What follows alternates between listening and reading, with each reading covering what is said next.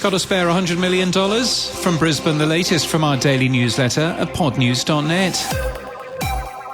Cadence13 may be up for sale. Odyssey is hoping to sell it for around $100 million, says Axios. Though Odyssey dismissed the story as a rumour, the company's stock is currently at just 44 cents, down 88% over the past year. If it's not back to over $1 by February, the New York Stock Exchange could delist the company. Meanwhile, at Pineapple Street Studios, another Odyssey-owned podcast company, more than 3/4 of staff have signed up to join the WGAE union. Triton Digital has just revealed an update to their TAP advertising platform. The tool allows advanced ad separation, expanded targeting, and new management of creative.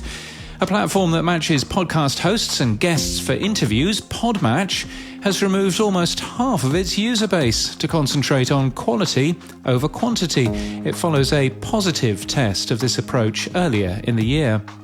AdsWiz has signed an exclusive agreement with the Spanish broadcasting system, SBS, to sell audio ads in the US.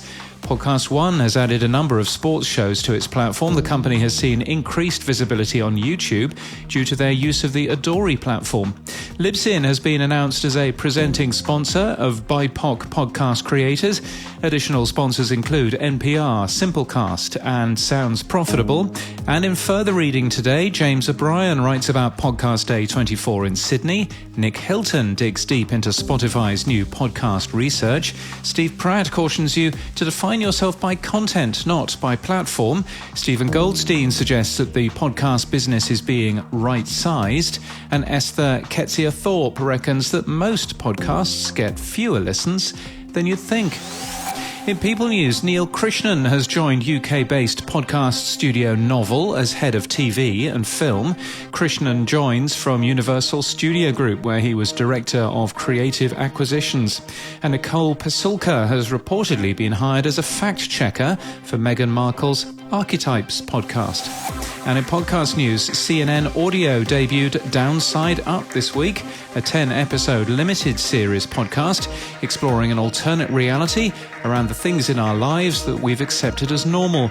It's hosted by CNN politics reporter and editor-at-large Chris Silitzer, and the first episode is about flavour and what would happen if we didn't have it. And Rob Greenlee is back with a solo podcast with his Spoken Life show.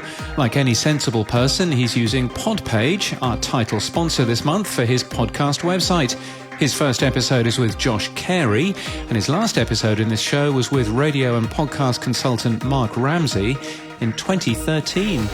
And that's the latest from our newsletter. To read all the stories and subscribe, we're at podnews.net.